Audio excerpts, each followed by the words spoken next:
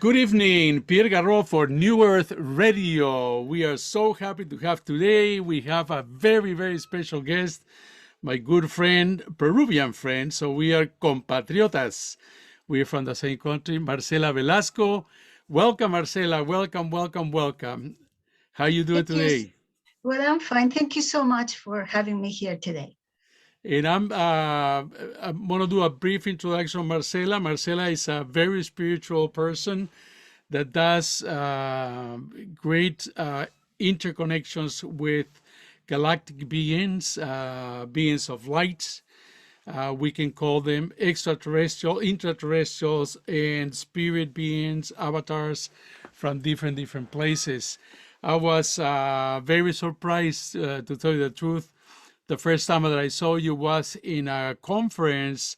I think it was a ufologist conference regarding ETs and contacts, and you came as a big surprise. And for me, you were the highlight of the whole event because you were bringing things that are so close to my heart. You know, I've been doing a lot of running around in Cusco, besides bringing my groups, but on my own single adventures, I have gone looking for flying saucers and for different places, for portals and all of that.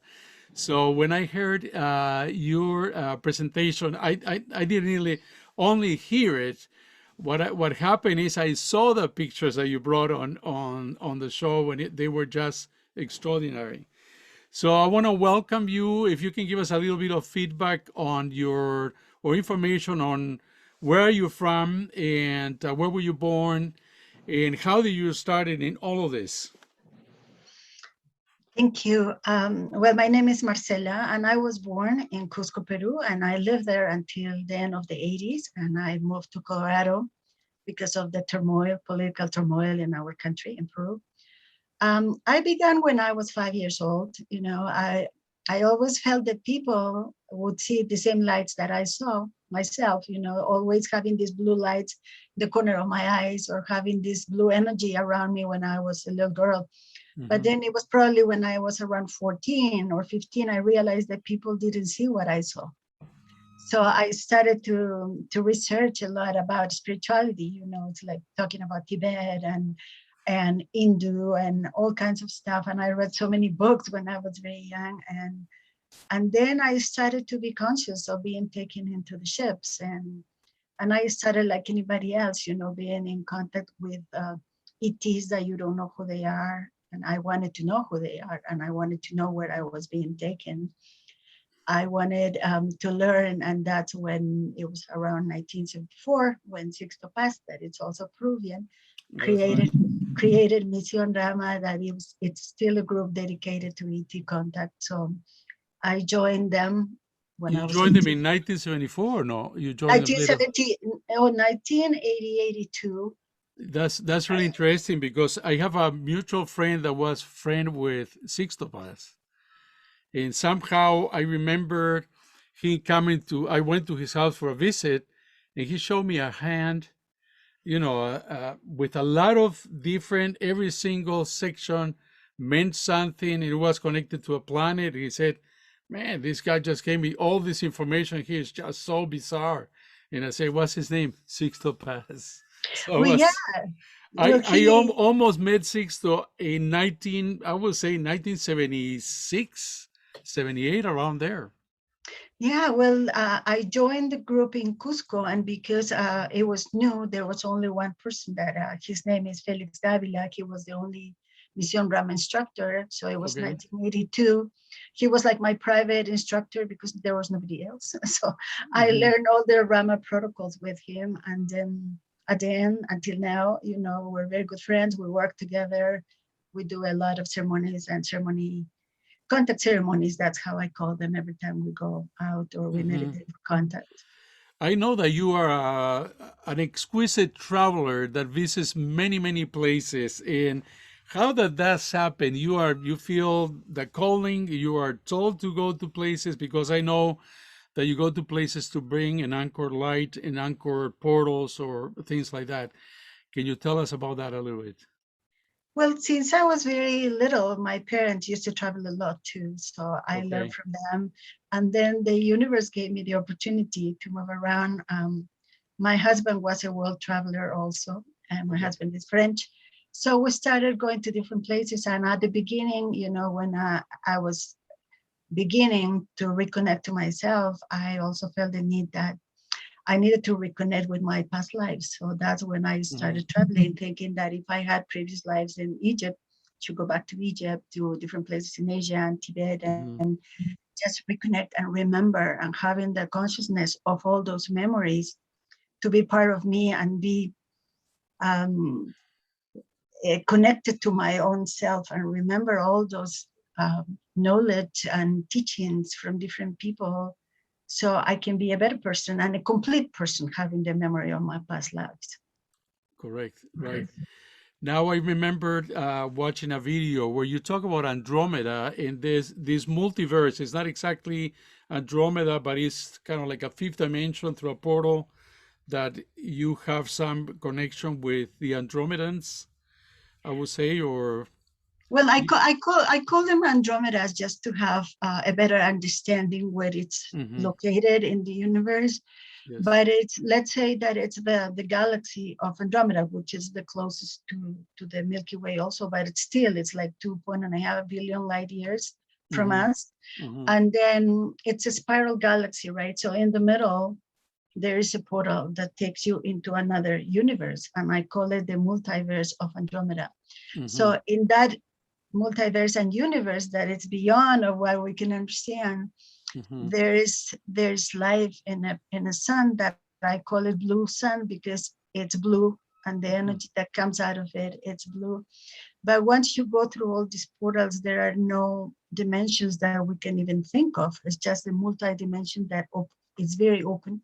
Mm-hmm. And these beings are beings of light, just pure energy. So they don't have material bodies as we think in our three world, or we don't think that these beings that are ET also for us can have a human looking type because they're not. They're just pure energy. And when they Mm-hmm. materialize, they can take different shapes and because they're shapeshifters also, but it's basically their energy. And Mm-hmm. I began my contact with them in 2003 after I made contact with different beings, different races from different places. And these beings are beings of light. And until now, I'm still in contact with them and I learn a lot from them. Mm-hmm. So let me ask you a question. We are in great turmoil right now in the world, in the earth. We are experiencing the big shift. I mean, everything is shifting. Because of two sides playing this, war of control and who can control the world. And we see that even if there is a fight, the controllers are losing because whatever they're doing is playing against them. And my question is, the ETs, the good ETs that you're working with, are involved here in the earth, helping us in this shift? Well, I mean, we need to understand that the Earth, the planet, was created with races from many different places, and it was Okay. created to be perfect. It was Mm-hmm. created to be amazing. So, where humanity could have the opportunity to change and shift, going higher from three dimension to the fifth dimension, I would Mm-hmm. say. Mm-hmm. But at the same time, we have free will, so we can choose, and this has happened thousands and thousands of times and many, many times all over the planet. Mm-hmm. And if you're asking me if they're here to help, yes, they are, respecting the free will of humanity, unless the planet itself as a living entity is destroyed, then they will have to take action protecting the planet first and humanity also, right? Mm-hmm. If you ask me if they're here, I'm going to say that they're here, but we don't recognize them because most of them, I would say, they're pure light and they camouflage between things. So Mm-hmm. we're all learning, and sometimes we Mm-hmm. still think with an idea that for me it's a little bit obsolete when we think that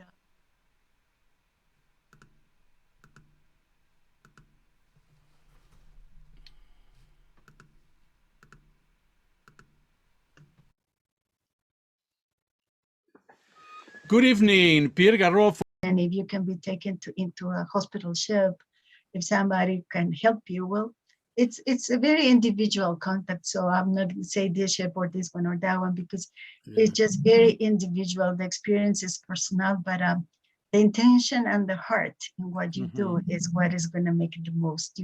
They're like angels also. So if you pray to angels, you call angels is the same thing, or you call Archangel Raphael for healing.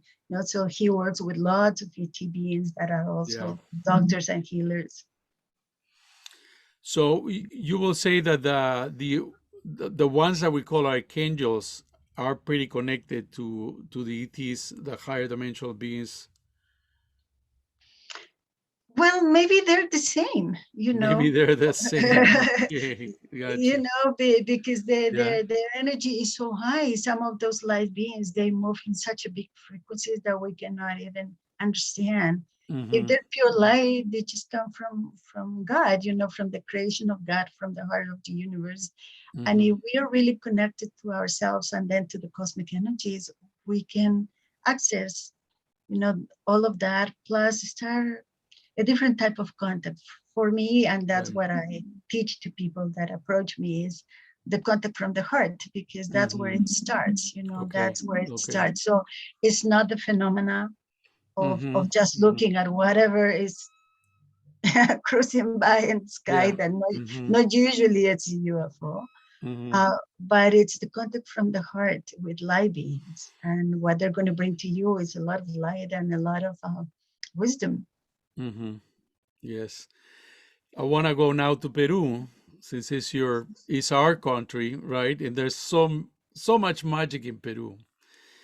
And for me, I am extremely grateful. I was initiated in a place called Araypaipa. I don't know if you know Araypaipa. It's above Poruro, I think. Paruro. En Cusco. In Cusco, right. So it's like once you're in Paruro, you start going up, I think you cross the Apurimac River, and then you go to Araypaipa. And in Araypaipa, there's a stone that is kind of like elongated, and it's not circular, it's more like elongated. And there is a rhombus on the top, like this, and the base is elongated, kind of circular, and it has 21 windows at the top. So it looks like a spaceship. So, I was very lucky as I was calling my meditation to go to Peru, and I met Don Martin Pinero. Maybe you know Don Martin from Wasao. And in my meditation, I heard the word Wasao, and that brought me to go to Peru, and not asking everybody for the word Wasao. But once I got to the airport, a taxi driver, I said, I want to meet a shaman. I don't want to go to the second side, but I want to meet a shaman. And he said, "Oh, I bring you to Wasao." Yeah. So that took me 2 years, and when that guy said that, he brought me to Don Martin Pinedo, who brought me later on in my life, 8 years later or 7 years later. He brought me to Araypaipa, where I was initiated in the Andean cosmology. So he gave me a karpai, a third eye to third eye transmission. It kicked me out of my body to the point that I thought I was flying like the condor in that valley. It's a beautiful, beautiful place. And it literally changed my life, because right after that, after that condor flight, I landed, and it was just unbelievable. So it really, got me to do what I was meant to do. So start my shamanic work, using my sound healing work and all of that. But later on, I returned to Araypaipa, and I wanted to contact the extraterrestrial beings. I have read the book of Jill McLean, that she have seen the big hole in Chincheros. So that's how it started in this particular trip that I went to Cusco. I went to Chincheros, and I went and I found the big hole, and I did ceremony in that big hole. And then I said, okay, I'm going to be connecting with extraterrestrial beings. Okay. So after doing a whole week of ceremonies and going with Don Martin and my taxi driver, at the end we did ceremony at Araypaipa.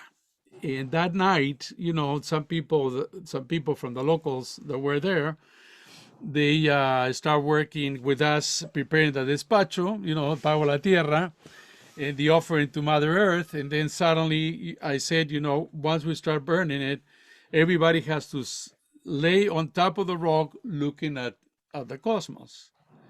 And as I'm laying there, there's a light that crosses from one quadrant all the way to where I was, 90 degrees exactly above me, okay? And this light just expands from a little star to, maybe 10 times what a normal star is in the heavens. That's how big it looked.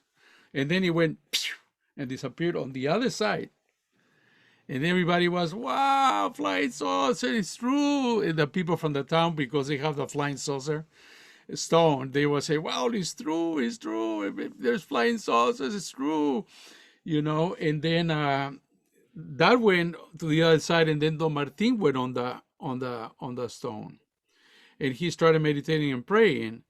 And by the time that flying saucer have gone to that side, the taxi driver sees that the stars are moving. Mr. Pierre, the stars are moving, the stars are moving. And there were at least like 10 stars in that corner doing all this. They were dancing, doing different things, and was an amazing experience for me. So beautiful. Yeah. And I think it's very important if we can reconnect the essence of Peruvian shamanism. Right. With contact with that light beings. I mean, people call me a galactic shaman because that's what I do when I start doing my ceremonies. Yeah. I always call them contact ceremonies because the first thing is the connection with Mother Earth and the offering to Mother Earth. And then once that is connected down below with the interterrestrial world, then I can connect with the extraterrestrial world and bring it down, make it just one, because we're in the middle sometimes, like this channel. So I think that is very important. And then Peru has all these magical places all over the place. But I think the areas around Cusco, high in the mountains, are the most powerful ones. Lots of vortices, lots of sacred land. And of course, because of the altitude, because that it goes over 10,000 feet, 12,000 feet high, people are used to seeing UFOs, and they call them voladores, right? They're volador all the time. And it's very common and it's normal. So when we do an offering, we start offering also to the Apus, to the spirit of the mountains and the sky and all that. So it's very good if we can mix both and just shamanism and ufology, galactic shaman. I love that term. Yeah. Now let me ask you another question, because I mean, since you've been in this world much more than me, Manco Cápac and Mama Hoyo, in the flying disc, they say that it was a flying disc, or it was the golden disc, right? Was that a spaceship, you think, or it was because they say that they came out of Lake Titicaca? So the two persons that were responsible for creating the Inca Empire, Manco Cápac and Mama Ocllo. What is your take on that? Well, they were the founder. Well, they were the founders of the Inca Empire, but it depends what side of the history you read, right? But the metaphysical side would say that there were many couples that were prepared as priestesses and priests. Once Atlantis was falling down, these people came from Atlantis, and according to our legends, it says that Manco Cápac and Mama Ocllo came out from a ship, Lake Titicaca, and they had this barayok. Yeah, the stuff. The stuff, but the secret stuff that it was going to be in the ground once they found the sacred place. So supposedly they came from Atlantis on some kind of a ship, but it was it's not Lemuria? Is not Lemuria, or is Atlantis? No, it's Atlantis because they came after that. Lemuria was before, or at least most of the stuff that we have in Cusco, like one of those, what's the name of this? The Ñaupa Iglesia, that are these ruins on the, that's Lemurian, very ancient land. That's Lemurian. Yeah, well, according to what I've heard, is that Manco Cápac Mamaoyo came from Atlantis in some type of craft that is not necessarily ET, but it could Exactly. be because he was taught to the people Technology that of we had at that Atlantis. time. Yeah. So they come out from Lake Titicaca, that is between Peru and Bolivia, and they were told to walk to found a new empire that it was also the empire of the sun with this stuff until they got to one of the mountains in Cusco and then created the Inca Empire that it was also the empire of the sun. And they used, the golden disc, and the religion was dedicated to the god sun, and there were still many ceremonies and traditions that follow the Inca Empire. That's right. A beautiful place that we always visit when I bring my groups to Peru is Aramumuru. And I know you've been there, right? Yeah, in the border with Bolivia, going Yeah. to. Yeah. And everybody knows that place in English, at least as the gateway of the gods, right? That people have this extrasensorial experience. It looks like a weird piece of land that after being in a granite mountains and hills like that with granite, suddenly we go to Sedona, right? We Yeah. go from gray to orange and we step into this little nookie of energy and rock that is completely different from the area. Have you have any amazing experiences in Aramumuru? Well, I only went there once. Okay, Usually when I go to Bolivia, I do more work in the area Tiahuanaco. around Tiahuanaco, Yeah, and then also on the lake. Usually I go with my little group because we're just a few that we do the same thing. We yeah, always channel the names of the islands in Lake Titicaca on the Bolivian side, yeah. and that's where we go. I mean, to open portals Temple of and the to Sun, Temple of uh, the Moon. well, no, these are No? not touristic places. These are Oh, unknown. okay, Usually, I don't go to touristic places. okay. I go to a lot of unknown places that need to be reactivated or they can be used in the past for different Mm-hmm, reasons. mm-hmm. So at Amomuro, well, for me, the only time I was there, it's a door. Yeah, Um, it's a door that it's also going inside, goes yeah. intraterrestrial, and then Okay. if you go intraterrestrial, you go Mm. to all these temples that were there in the past from the time of Tiahuanaco and farther when that was different what it is now, right? Because everything is Underwater, underground and underwater. right? And I think it's a very magnetic place. I think it's very energetic. It's a Mm-hmm. vortex, and it should be great when you take your groups Right. to make your meditations and your ceremonies there, because We do, we do. even just by using your hands on that, On the you door. can go and you can go through that. And And you probably know Ricardo Gonzalez, right? Because he was also part of Rama.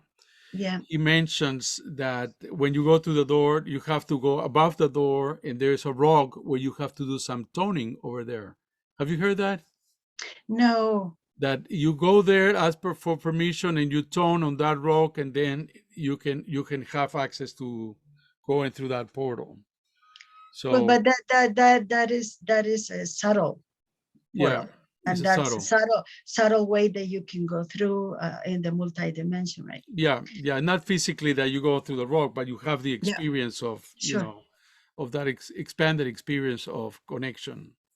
Yeah, of course you do, because it's a door, it's a portal. But in my case, as always, I go down, Hmm. so I see what's left down on the ground, and then once I'm connected to that, then I'll reconnect it to whatever is above it, because Right. that door is what is left of something else that is all underground.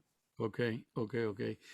And you probably have read or know Enrique Castillo Rincon From Colombia, right? from Colombia, right? And also Brother Philip. Have you Oh read yeah, anything? oh yes, yes. We're all young. We read Brother Philip and the Secret of the Andes. Yeah, The Secret of the Andes. And that book was just so extraordinary to me. And that's at the time that I went looking for the Chincheros Hole from the UFO and then ended in Arequipa. But also made with Anton Ponce de Leon, El Abuelo Habló, which there's some similarities on the experience of going through up in the Andes and finding this very unique place where these basically very elevated Andean people live. And so what do you know about that? Do this brotherhood lives over there? Uh, I think it's the Brotherhood of the Seventh Race. That's the I one, think right?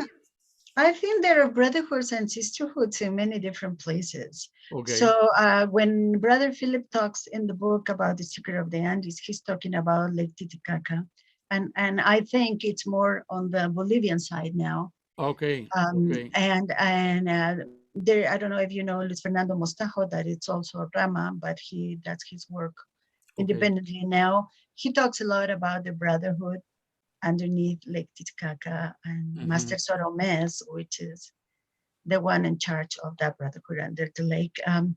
When you were talking about Anton, I know him very well because he went to school with my father, Oh, nice. and I always help him with the translations in Beautiful. English Beautiful. when I was very young. Yeah, so When I I know read him that very well. when I read that book, it just touched my heart at such a level, you know.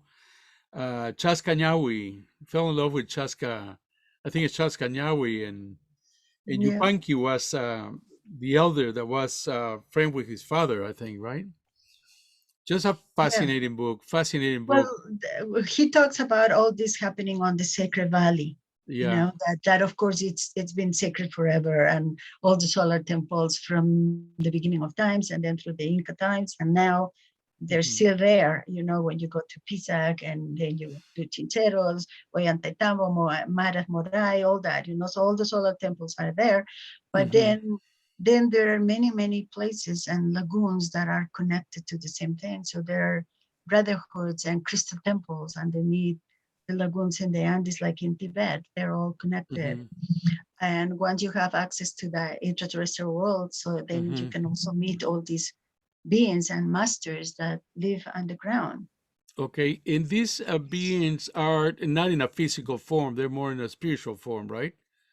Yeah, because they don't move in 3D world. Probably Okay. if they would be on 3D world would be physical, but at the same time, there are many humans. I mean, that's me, you know, saying that there are a lot of human beings that decided in one of the shifts that they wanted to go inside and they live underground.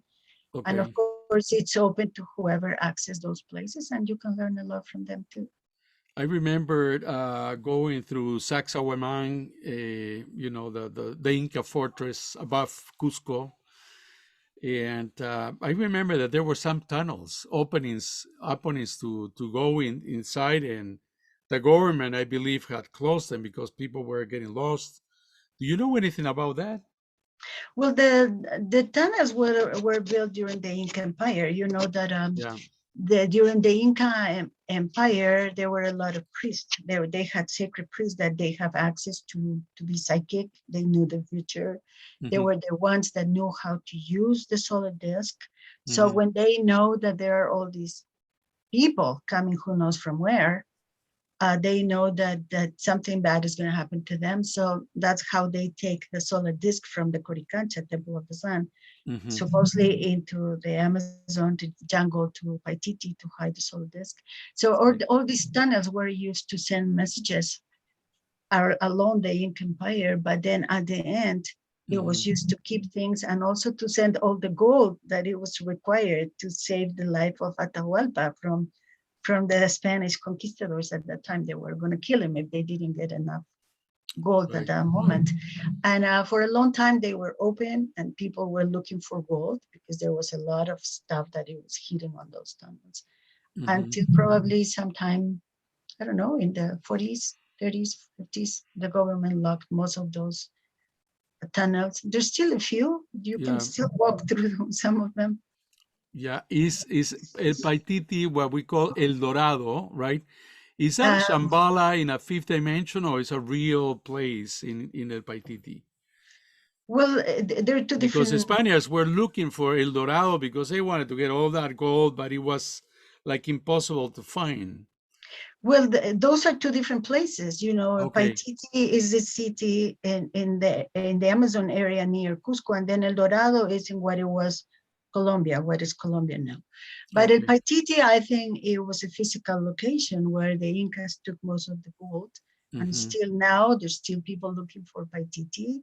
Mm-hmm. Um, as a place where the Incas took some of the gold, but then also it was a spiritual center, I guess, like a retreat for a lot of people, and still look for it. And you just approach to a certain place where there's this wall with all these hieroglyphics on it. And people go there to go through the wall, in the astral way and reconnect with Paititi, which was a retreat center of golden energy also. Wow.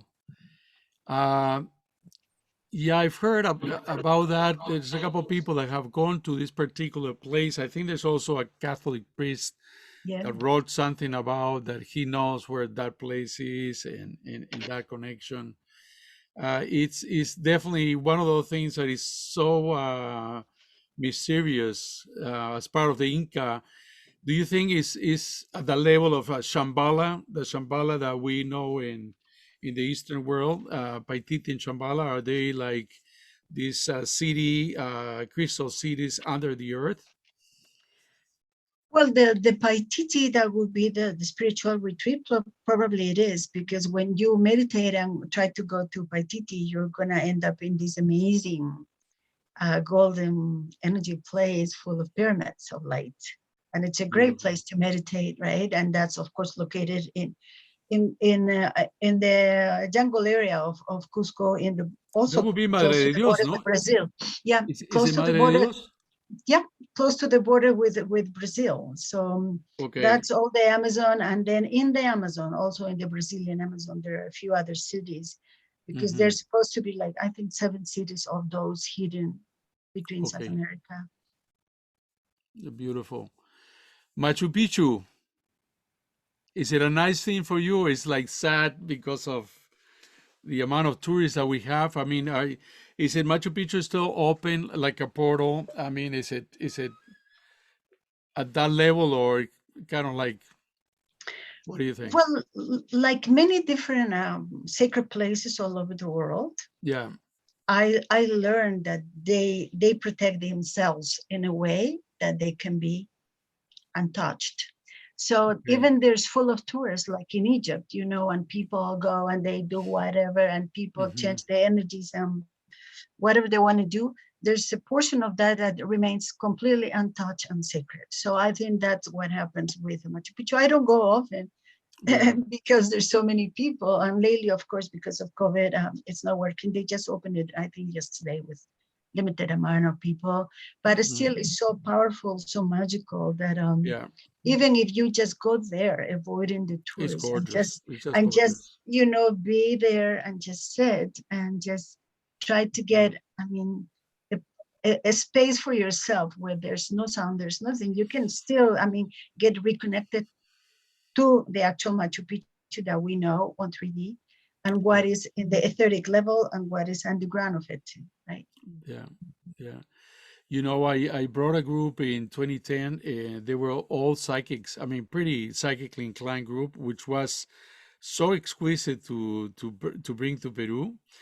And when we got to Machu Picchu, we started, one of them started saying, "There's a key. We need to find the key." And she was seeing the the pi symbol, right? And it's like the pi symbol is like two legs and a little stick like that. We need to find that because that rock has, is the key to open what we're gonna do in Temple of the Moon. So we all started like, you have these 10 psychic detectives running around, and somehow I was the one that found the stone. And I said, everybody come to the stone, and I gather everybody. And this is in the ceremonial area. There's a kind of like a rectangular stone that raises up a little bit. It's before we enter into the ceremonial area where they have the Inca altar for, the offerings and everything. The las tres ventanas, the three windows. Right before that, there's this big rock. So, okay, I did a ceremony for my group. At that time, you could touch a rock and there was no problem. The guards wouldn't say anything. I was with my singing bowl, my rattle, and, you know, giving everybody a carpa, activating everyone, third eye to third eye with the rock. And everybody got their energy there in that rock. So then we start going to Intihuatana, which is the solar clock. and and you could see from that end, look back instead of going towards Intimatana. There's like a little terrace that you can look at the complex at the end, and we were able to see on top of the rock. And when I noticed on top of the rock is that there was the llama on top of the rock. They have a carved llama on top of that, and it looks like a pi symbol. So I called my friend and I said, "Is that the pi symbol you were talking about?" "Yeah, that's the one. That's the one." And I said, "Okay, that's the llama. It is the llama." So we have done that activation in the stone, and whatever happened to us when we went to the Temple of the Moon was extraordinary. We sat in the windows, we sat in the center stone, and people were got incredible downloads that day. Incredible. Well, I think it's awesome that you can do trips with people like that, that everybody's almost on the same level. I think Yeah, that's just awesome.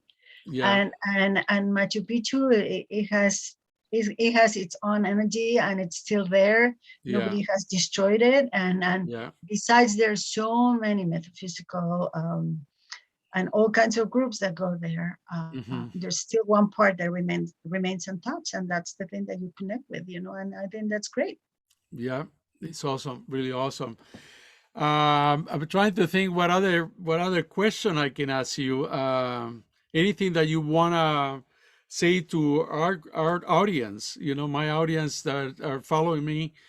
I think that you being Peruvian, you bring such a beautiful, exquisite information, as well as your Galactic Shaman information, which is really good. Anything else that you think is good for the new Earth? I mean, we all looking to build and to anchor the light on this beautiful new Earth in a 5D dimensional place. Anything that you would like to mention to people that people are going? I mean, are ostracized, are isolated right now. How to best use their times, and is there hope? Anything that you want to give us in those lines? I think that people would love to hear that. Well, the first thing I would say is that it's always so important to connect to yourself, to learn exactly who you are, what you do. I mean, what's the mission here, what we're doing as global, what we're doing individually. And then during these hard times, COVID times, we all have people that are sick. We all, especially in Peru, Yeah. so many people that are dying, suffering, the lack of oxygen. If we see it as a symbol, it's very interesting because people cannot breathe and they cannot breathe. Why? So energetically, we're like as a planet being crushed. But there's so Hmm. much we can still do because we're all at the same time that we're all psychic, we're all channels. At the same time, we are also portals. So it's Hmm. like myself when I talk or I write, I always say that I'm the key, I'm the code, I'm the portal, because all these energies go through ourselves, go through us. So if we're home, if we have the chance to be outside and just bring down all the light through you, anchor it down where you live, that's the way that we're going to create a new earth. And then Hmm. for the people that are here in the US, many different places here on the US are also Native American people.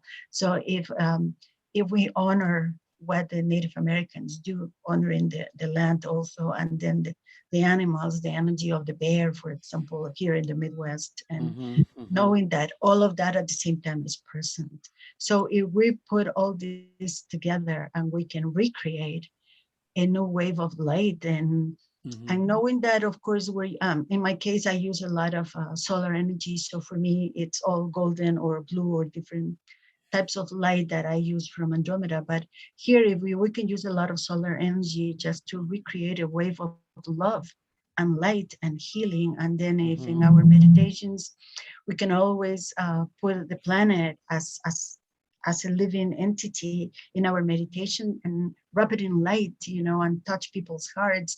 And then when we work, it's not important that we reconnect thousands of people. As long as we can touch one heart, we're doing a lot of work, and every Well, step, personally. just, yeah. And then if it's a step of light and we can leave all those steps for somebody else behind us, then we're doing a great work. Because this is not about individual person. It's not about anyone. It's about, I mean, saving our planet, protecting it, and at the same time, saving humanity for a new world. Any practical practice that you will recommend? For example, I know that you look at the sun in the morning. Well, actually, I don't look at the sun in the morning. No.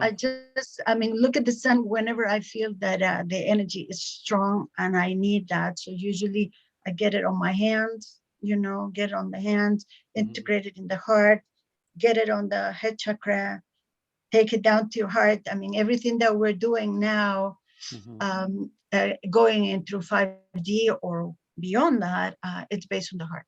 So if we can integrate all the light and all the love, I mean, the unconditional love that we can feel, Hmm. integrate it in the heart, and then send it out, from your heart to others, or through the palms of your hands, or here, that's the best way that we can create a better world, just starting with ourselves, and be those portals of light, those pillars of light that the planet needs. And then if Hmm. there's one person in every single country around the planet, then we can light up our planet for what's coming. And what's coming, Marcela? Well, the shifting is coming, right? Okay. And hopefully it will be, I mean, a better place for all of us and for the people to come, Hmm. and a lighted planet, with a Do lot of your good ETs talk about a timeline when this is going to happen? I know it's very difficult to talk about timelines but are we getting closer? I think that's a better question. Are we getting closer to that well, moment? in the cosmos there's no time, no space, so we cannot talk about time, because Hmm. it's all a permanent present. Is the present now, right? But I think we all feel that this is speeding up, that there's no much more time. Hmm. We go through all these different types of energies every day. As long as the human resonance go higher, we're also going through all these energetic areas where we have to release a lot of stuff. We have to do a lot of forgiveness, a lot of loving, beginning with ourselves. It's like all our timelines and our past lives, they're all come together at the same time. And we have to Hmm. work with it individually, and then let it go, release it, light it Hmm. up. And then at the same time, we're doing that for ourselves. We're doing it for the whole planet. And Right. time, there's never a time, because there's nothing definite. Everything can change in a second like this. Yeah. But the important thing is that we can be ready, that we can be ready, being in peace with ourselves, being in love with what's around, being in harmony with the universe, and knowing Hmm. that we're part of everything, and we're one. We're one with the cosmos, we're one with the universe, we're one with everything around us. Hmm. Hmm. Do you think that ceremonies are necessary, for example, to help the earth transmutate all the wars that we have played on the earth?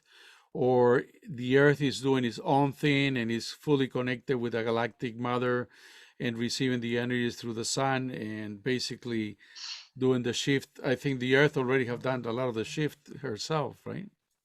Well, the planet itself, as Mother Gaia, is doing its part, Mm-hmm. but we are inhabitants of this lovely planet, so we Yeah. have to do our part too.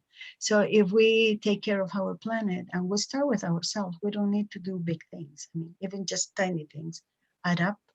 Mm-hmm. And if we, I mean, ceremonies, meditations, everything we can do to light up the planet, and then teach others, because sometimes, I mean, like for example, in my case, I always think that when we talk about contact, I mean, I always think there's so many things that are so obsolete. If we can just jump over the obsolete step and do it so fast, and it would be Mm-hmm. much easier and faster.